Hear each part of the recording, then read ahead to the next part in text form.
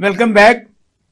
क्योंकि हम बात कर रहे थे गिलगित बल्तिस्तान पे जो आखिरी चिराग था ना पीटीआई का, उसको गुल कर दिया गया है और उसमें जो जोड़ तोड़ हो रहा है और जिस तरीके से वहां पर पुलिस का असेंबली के अंदर चले जाना, जैसे कि पंजाब असेंबली में भी एक दफा पुलिस आई थी, इस तरह के वाकयात हो रहे। तो मैं खालिद कयूम साहब आपसे मैंने सवाल किया। देखिए कि जो गिलगित बल्तिस्तान के अंदर जो तब्दीली आ रही है, मैं समझता हूं कि जो आखिरी जो पीटीआई के पास जिस एरिया के अंदर स्पेस थी वो भी खत्म होने की तरफ जा रही है।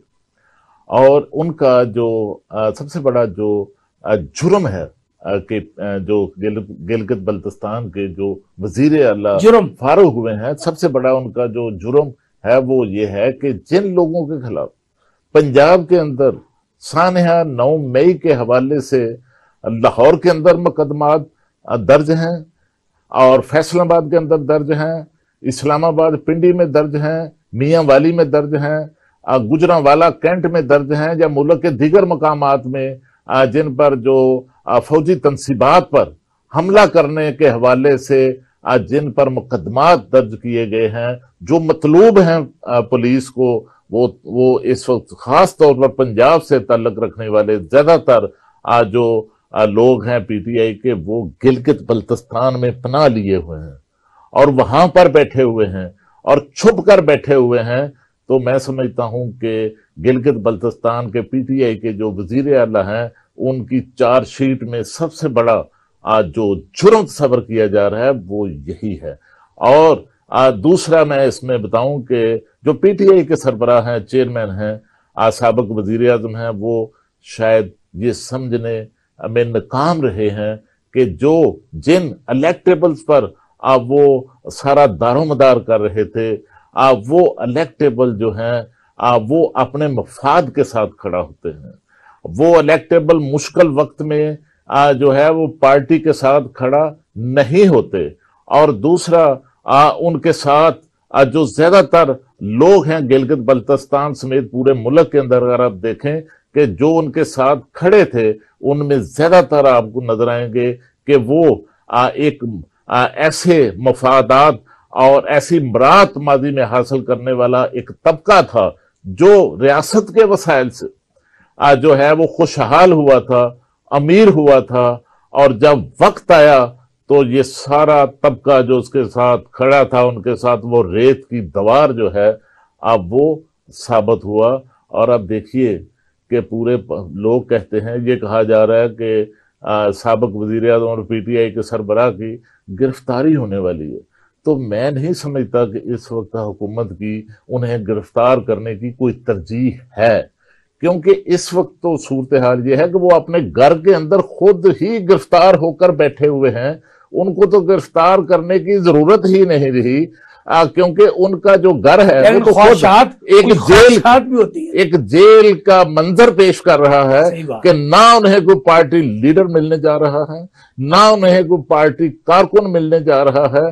तो मैं समझता हूं कि इस तरह गिरफ्तारी जो है वो शायद हुकूमत की तरजीह वजूहात बता दे। इतना पॉपुलर लीडर कि जिसके आजकल भी जितने भी हल्कों के मैं सर्वे देख रहा हूं, आप भी देख रहे हैं, जिनमें जितने ये लोटा पार्टी उनके भी सर्वे हैं और अपने पीपल पार्टी के जो बड़े सीटें मांग रहे हैं, हमें सीट दे दो, भीख मांग रहे हैं कि हमें सीट दे दो, नवाज शरीफ साहब, तो शरीफ साहब, कमरुद्दीन कैरा और ये मखदूम मोहम्मद क्या नाम होगा आपके पास, कोई उनके तमाम हल्कों की रिपोर्ट जो आ रही है, जो सर्वे हैं, उनमें उनको लोग 10 वोट भी देने के लिए राजा परवेज अशरफ के हल्के की मैंने कल देखी। उस सर्वे ने कुछ 300 लोगों से पूछा, 10 लोगों ने पीपल पार्टी का कहा है और 25 के 27 लोगों ने नून लीग का कहा, बाकी सारे उसका जिसका नाम लेना मना कर दिया गया। देखिए, ये जो आप मकबूलियत की बात कर रहे हैं, इसमें कोई शक नहीं कि जो पीटीआई के सरबराह हैं और पीटीआई जो है 9 मई के वाकयात से पहले मकबूलियत की मैं कल की बात कर रहा हूँ, उस तरफ भी आ जाता हूँ, मैं उस वक्त भी उस तरफ भी आ जाता हूँ कि मकबूलियत की बुलंदियों को छू रही थी। لیکن دیکھیے माजी में भी हमने इस तरह की मकबूल लीडरशिप को देखा है। हमने मोहतरमा बेनजीर, हमने और आपने खुद मोहतरमा बेनजीर भुट्टो की जब वो पाकिस्तान आई थी तो उस वक्त भी उनकी मकबूलियत को देखा था। हमने इसी तरह जो है वो जब नवाज शरीफ को 2017 में इक़्तिदार से निकाला गया, जिस तरह भी निकाला गया, उस वक्त उनकी मकबूलियत भी जो है वो हमने देखी थी। और बाकी भी लीडरशिप की हम माजी में देख चुके हैं। लेकिन देखिए कि मोहतरमा बेनजीर भुट्टो जब 88 के इंतखाबात हुए तो आपने देखा कि किस तरह उनको जो है वो मैंडेट नहीं लेने दिया गया। उनको देखिए कि पंजाब तो उनसे मुकम्मल तौर पर ले लिया गया और वफाक के अंदर भी जो उनको लूली लंगड़ी हुकूमत जो है वो दी गई, वो 18 माह बाद वो भी खत्म कर दी गई। और इसी तरह जो है जब नवाज शरीफ मकबूलियत की बुलंदियों को छू रहा था, मकबूल लीडर था 2018 में, तो आपने देखा कि किस तरह उनकी पार्टी जो है उसको तोड़ा गया। उनकी पार्टी को तोड़कर लोग पीटीआई में शामिल किए गए। और आज मैं समझता हूं एक जुमला मैं जरूर कहना चाहूंगा कि आज इमरान खान जिस अमल से गुजर रहा है वो भी इसी तरह मकाफत अमल का शिकार है। जो नवाज शरीफ और बेनजीर भुट्टो और पीपल्स पार्टी की लीडरशिप ये मुझे बताइए, अवाम का सवाल है इमरान खान खुद हो रहे हैं, किस तरह किया, बेनजीर को किस तरह, और इमरान खान ये कौन कर रहा है? ये देखिए मैं आपको बताऊं कि इसके ताने बाने जो हैं वो पाकिस्तान की सियासी क़यादतों के साथ जुड़े हुए हैं। और इसमें कोई भी अमल ऐसा नहीं कि यहाँ पाकिस्तान के अंदर हर जमात के अंदर जो है ऐसे लोग मौजूद रहे हैं हमेशा जो एस्टेब्लिशमेंट के साथ मिलकर अपना सियासी रोल बनाते रहे।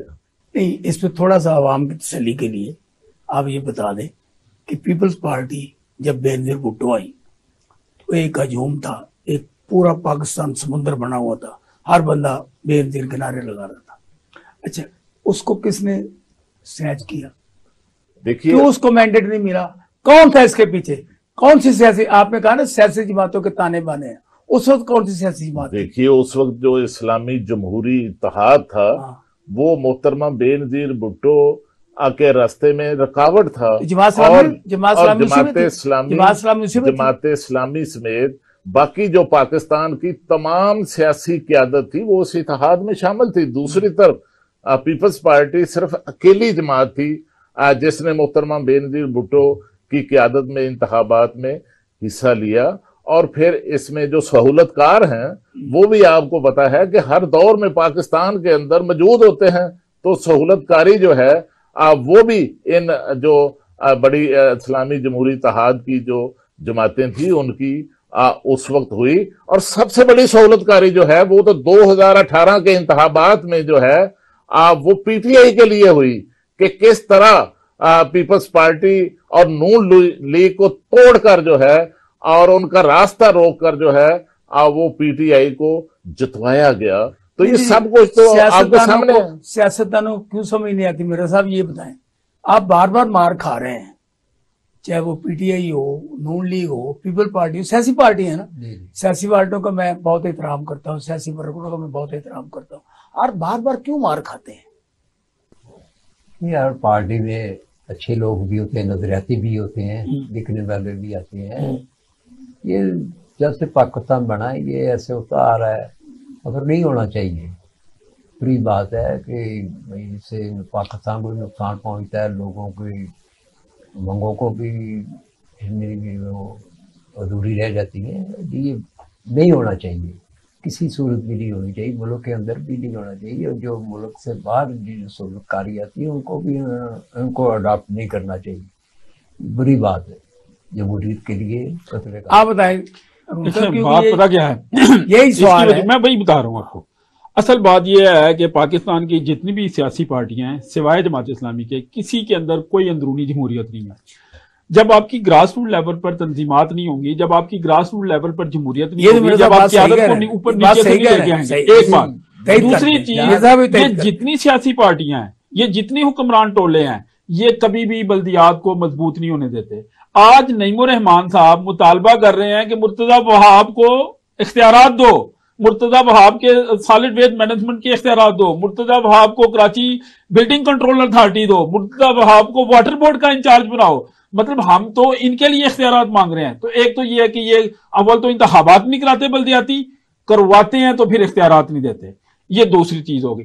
تیسری چیز یہ ہے کہ یہ پرفارمنس نہیں دیتے. اگر پرفارمنس دیں گے، کارکردگی دیں گے، دیکھیں اردوان کو لوگوں نے نہیں ہٹنے دیا تھا. کیوں نہیں ہٹنے دیا تھا؟ کارکردگی تھی، لوگوں کی زندگی جو ہے وہ کی تھی. یہ تو 6% سے جب جی ڈی پی مائنس میں لے جائیں گے یا 0.25 پہ لے جائیں گے تو لوگ کیوں ان کو ووٹ، لوگ کیوں ان کے لیے اٹھیں گے؟ لوگوں کی زندگی تو انہوں نے مشکل کر دی.